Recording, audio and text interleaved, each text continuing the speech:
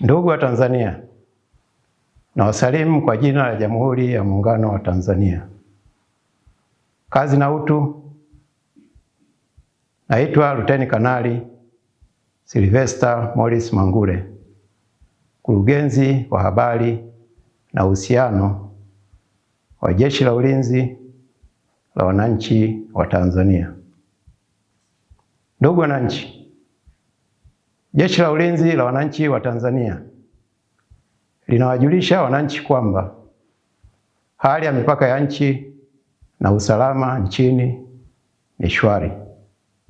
Hali hii imechangiwa na hali ya wananchi ya kulinda na kudumisha amani na moyo wao wa kizalendo katika kushirikiana na vyombo vya ulinzi na usalama.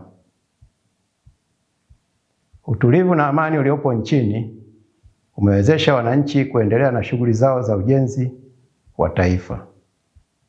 Pamoja na uwepo wa hali ya amani na utulivu, kumekuwa na uhamasishaji na upotoshaji unaofanywa na wasioitakia mema nchi yetu, kwa kuwataka wananchi kushiriki kwenye vitendo vya vurugu na uvunjifu wa amani na utulivu nchini.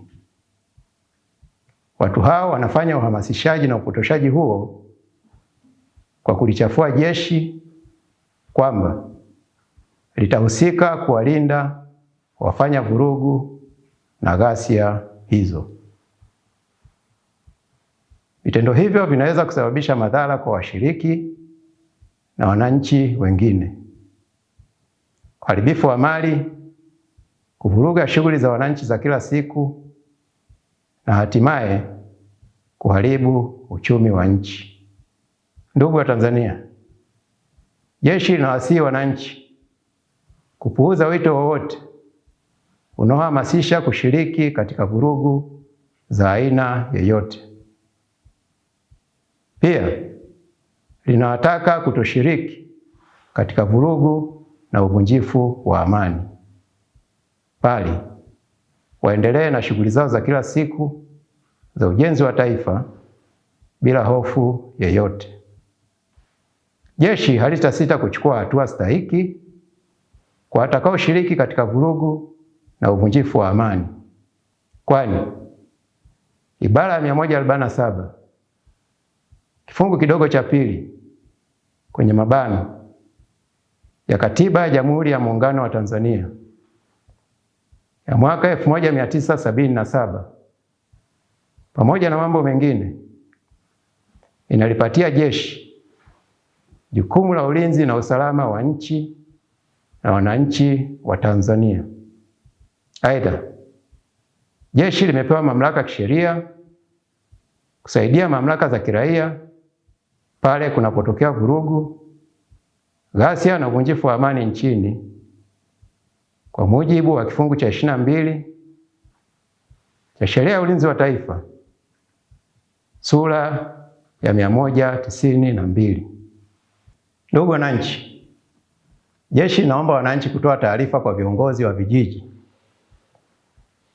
au viongozi wa mitaa na vyombo vya ulinzi na usalama kuhusu uchochezi au viashiria vya uvunjifu wa amani ili kudumisha utulivu nchini.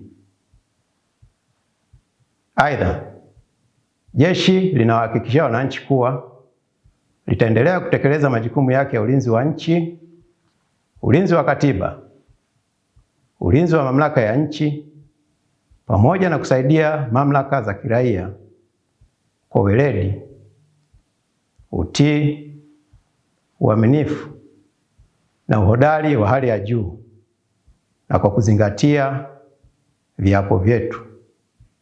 Ndugu wa Tanzania, jeshi linaendelea kushirikiana na wananchi pamoja na vyombo vya usalama ili kudumisha amani, utulivu na umoja kwa maendeleo ya taifa pamoja na wananchi wake. Asanteni sana.